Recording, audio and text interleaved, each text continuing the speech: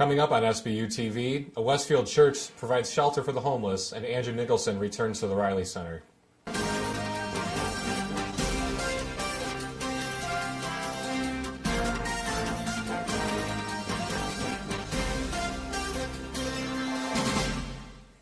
Hello and welcome to SBU TV. I'm Tanner Jubenville. And I'm Mark Belcher. What would you do if you came across a homeless person sleeping in front of your door? You probably wouldn't do what this church did. Tim Harfmann has more. Westfield, New York is 75 miles from Olean, but the small town shares a region-wide issue: homelessness. Parishioners of the St. Peter's Episcopal Church experienced this firsthand when a homeless man began sleeping just outside of the religious building. Reverend Virginia Carr said they had no option but to ask him to leave. We felt very badly about that because we felt convicted that as a church we should be helping people, not sending them out onto the street. So members of the church pulled $300 together and decided to build a shelter for the homeless. Time was of the essence. We know we didn't dot all the I's and cross all the T's necessarily, but we thought action is what's needed. Eggert took the lead in building the 8-foot-long, 4-foot-wide, and 3-foot-high insulated hut, which houses one person. When January brought sub-zero temperatures, several people made use of the shelter, which the church stocks with supplies. This is one of the harshest winters Western New York has seen in several years, so for someone down on their luck, this temporary shelter may be their only option. The closest resources for the homeless are located 20 miles from the church. Eggert says the few homeless in the area are out of sight, but shouldn't be out of mind. I would think that if you were the one person that was homeless, that'd be a pretty significant number to you.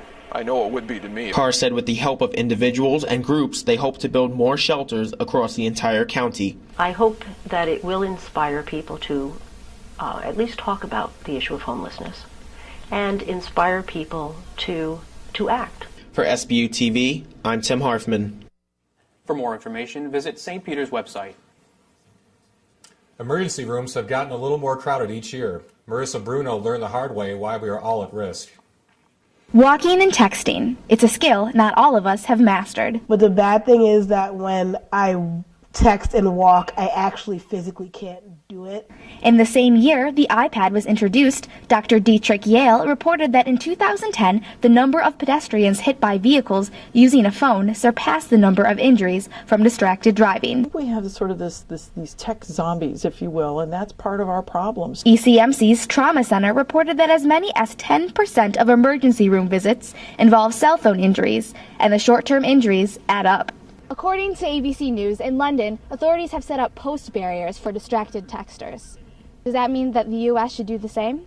The other day I met with representatives of the governor's office in the state of Pennsylvania, which is where I live, and they want to start putting together some kind of prevention campaign. For SBU TV, I'm Marissa Bruno. The campaign would focus on encouraging parents to limit their family's phone usage and would be similar to the texting while driving campaign. Do you think the minimum drinking age should be lowered? Madison Theiman has the story. In 1984, the legal drinking age was raised from 18 to 21. Now, 30 years later, the debate is still going on as to whether or not the law should change again. On March 4th, St. Bonaventure University hosted a panel discussion on the minimum legal drinking age in the Murphy Auditorium. The panel included Adam Brown from the SBU School of Education, William Mills, a physician, Michael Prutzman, Associate Director of CARES in Olean, and New York State Trooper Alan Ciesla. I don't think it should be lowered. I really think in terms of the drinking age, a lot of times the issue really is academics. And there's a lot of data out there to suggest you don't remember as well, you don't learn as well, you can't do the computations as well when you're in school. So why do you want to put yourself at risk? If someone can go to war, they can go overseas, they can fight battles, see things that most people will never see in their lives, come back, and you're going to tell them they can't have a beer, a cocktail of some sort? Totally against that. I took a look at the credible research, and it was very convincing to me that it is unwise to have a minimum drinking age of 21. Ciesla and Brown aren't the only ones that think the minimum drinking age should be reconsidered. According to Fox News, several college presidents across the nation have supported the Amethyst Initiative. The Amethyst Initiative challenges politicians to reconsider the minimum drinking age and rekindle the debate. Take a look at the Amethyst movement simply because it makes sense scientifically and it makes sense socially. For SBU TV, I'm Madison Theiman. For more information on the Amethyst Initiative, visit the organization's website. While many are tired of winter's antics this season, one man really hasn't been minding the cold. I caught up with a local business owner to ask why. This winter has produced record low temperatures for much of the United States. Western New York is no stranger to those records this year, and even now in March, many people are having to still bundle up to brave the elements. And while many in the area dream of lounging in the sun on a beach, one local business owner has warmed up to the cold temperatures. Nate Smith, owner of Worth W. Smith Company, says his hardware stores are thriving because of the winter. Everything from road salt to plumbing supplies, he says this winter season has been a prosperous one. Or this year, with the weather being so severe, definitely has driven sales.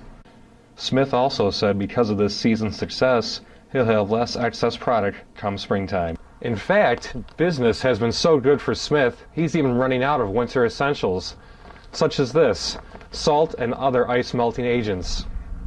Rock salt and ice melt are very hard to get right now. We have some left, but not enough.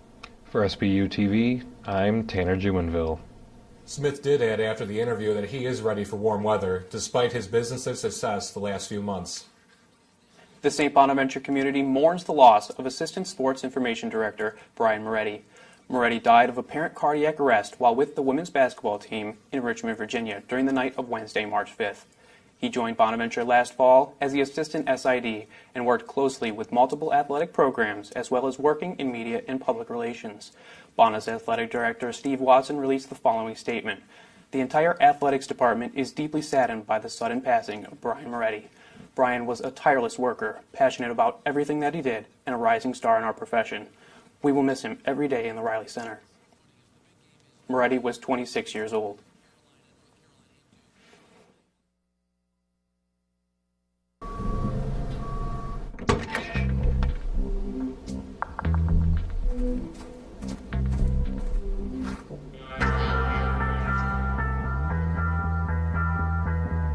When you throw away money on wasted electricity, you're throwing away everything you could have bought with it. Saving energy saves you money.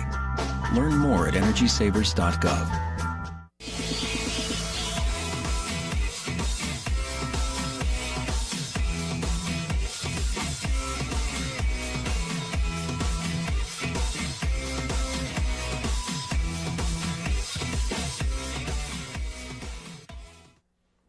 For SBU TV Sports, I'm Marissa Bruno. The women's basketball team looked to close out their season at home with their second consecutive win as George Washington came to the Riley Center on February 26th for senior night. Bonnies and Colonials traded leads several times early in the first half, but the brown and white pulled away a 10-point lead with 3 minutes left thanks to this layup from Katie Healy, who finished with 18 points on the night. But the Colonials kept the pressure on, only trailing by 6 at the half. Later in the game, freshman Shannon Cranshaw hit a layup that brought George Washington within 4 of Bonaventure, but that was as close as they would get. The brown and white would rebuild their lead thanks to 3-point shooting from Chelsea Boker and a game-high 22 points from Nyla Reeder, who was also a perfect 10 for 10 from the free-throw line. Final score, St. Bonaventure 74, George Washington 64. With this win, Bonaventure claims sole possession of second place in the A10 standings and heads into the conference tournament this weekend as the second seed. They face off against LaSalle tonight at 5 p.m. in Richmond, Virginia in their opening game. After a disappointing 3-11 conference record crushed their shot at the Atlantic 10 tournament last year, the St. Bonaventure women's basketball team was expected to finish low in the conference ranks. Heather Monahan talked to them about how they overcame those who doubted them. Before the Atlantic 10 season began, the St. Bonaventure women's basketball team was picked to finish 9th overall in the conference by A10 coaches. After winning only 10 games last season, recording 19 losses, the Bonnies weren't exactly shocked by the poll. I thought it was accurate. You know, we lost a lot. We had a lot of unproven. Now, we knew how hard our kids had worked, and we knew the talent level, certainly, but working hard and having talent level and then incorporating it are a lot of different parts. It was expected, but it was also kind of like a slam in the face, like what? Rather than getting disgruntled over the low ranking, the women used it as an incentive to work harder. I think it was just more of a motivation to us. We wanted to just prove people wrong and prove to ourselves that we were better than what we got seeded.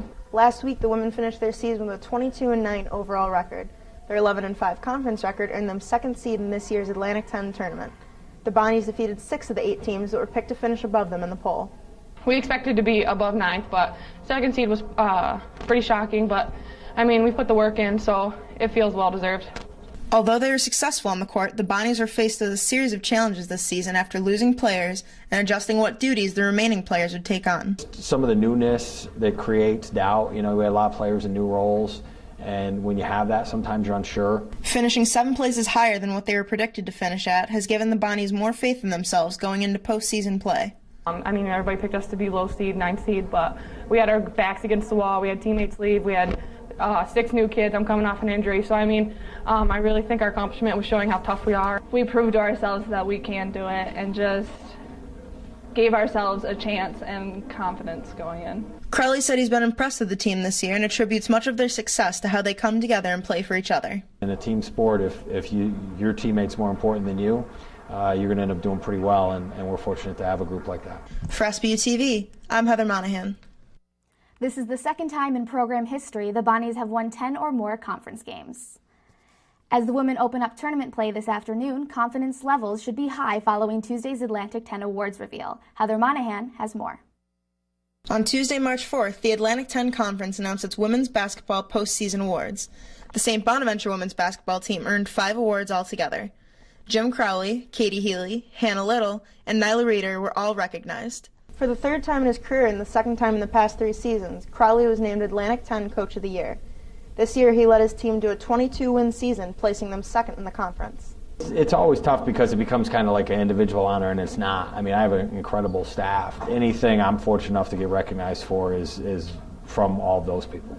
Although he attributes the success to everyone involved with the program, Crowley said he does have a personal strength he feels helps the team.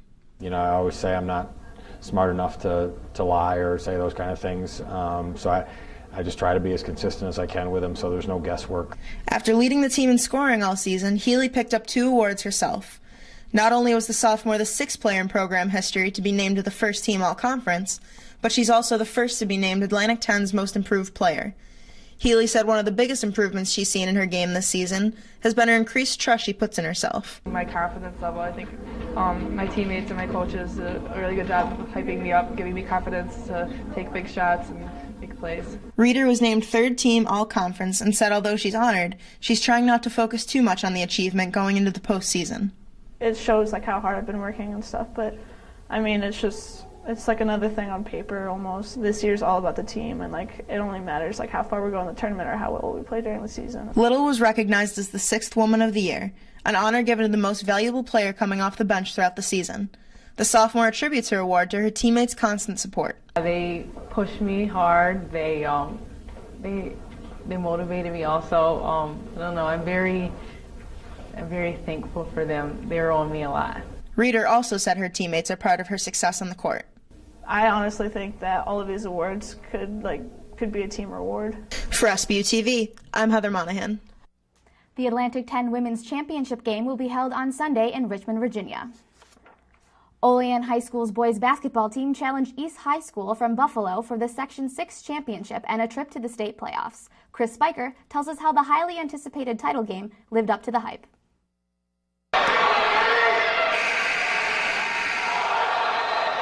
Relieved. That's how the Olean Huskies and coach Jeff Anastasia felt when East High's Jonathan Lewis's half-court three-pointer at the buzzer bounced off the back of the rim. I'm looking at it, I'm going, oh my God, it's right on line. I thought it was good.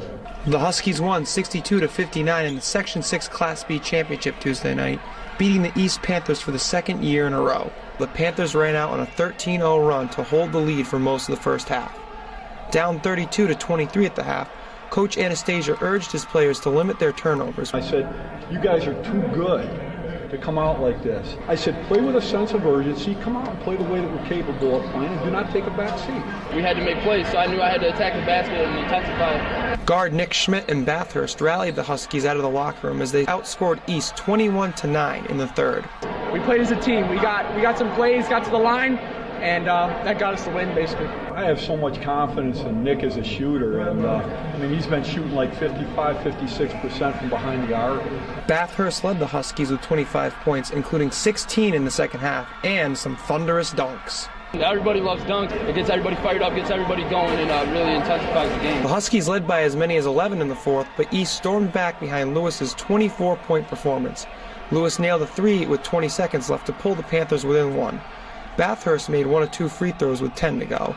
Then Schmidt stripped the ball in East's backcourt, dove on it, and called a timeout with just 4 seconds left. He just put the ball right in front of my face. He crossed over, and I just stripped the ball. For the third straight year, Olean will play in the New York Class B state championships. They return here to Buffalo State on Saturday to take on the champion of Section 5 from the Rochester area. In Buffalo, this is Chris Spiker for SBU TV. Charlotte High School from Rochester defeated city rival Leadership Academy 72-60 in Wednesday's Section 5 championship. Charlotte and Olean will face off Saturday at 3:30 p.m. The winner will advance to the state semifinals in Glens Falls on March 14th. Have you ever seen Andrew Nicholson get the Riley Center rocking with a thunderous dunk or an ice-cold three? Then you know why this return was the only bright spot for the Bonnies Saturday. Aimee Mukendi has more. A jam-packed Riley Center welcomed St. Bonaventure's second all-time leading scorer before the Bonnies hosted Rhode Island. Orlando Magic forward Andrew Nicholson became the 10th player in school history to have his number retired. Really a surreal feeling to be back. It's like my second home. As a freshman, I came and I wanted to get my numbers in the rafters. I had a great coaching staff, great teammates, great support to help me get to where I am right now. Great honor to be a part of this, historic moment. A great tradition at the school. Just glad to be able to come back and see family and friends here. As a senior, Nicholson won the 2012 Atlantic 10 Player of the Year and the A-10 Championship MVP. He led the Bonnies to its first ever Atlantic 10 Championship and to its first NCAA tournament appearance since 2000. Nicholson keeps a close watch on his alma mater despite an overloaded NBA schedule. There's 82 games as opposed to, 30 guaranteed. Just taking care of your body, you're going to different cities, just get your rest, and it's a different game. Everyone here is like family to me. They've been here for me. I follow Bonaventure very well, and I think we're doing pretty well so far. Go back to Toronto. I got a game tomorrow night. We'll go back to back the next 2 days, so I'll be out of here. I just want to thank everyone for being part of this historic event. You guys are all there with me here from the beginning, and this is definitely something I'll always remember. I'm glad to be part of this tradition. I'm glad I decided to come here and help the program back. I just want to thank you guys very much from the bottom of my heart. Thank you. With SBU TV, this is Aimee Mukendi. Nicholson is averaging 7 points and 4 rebounds, playing 16 minutes per game in his first 133 games with Orlando. And with the Magic's record, I'm sure he and the Bonnies coaching staff wouldn't mind if he could return to make a run at a second A-10 title. Well, for Tanner, Marissa, and all of us here in the Coop, thanks for watching.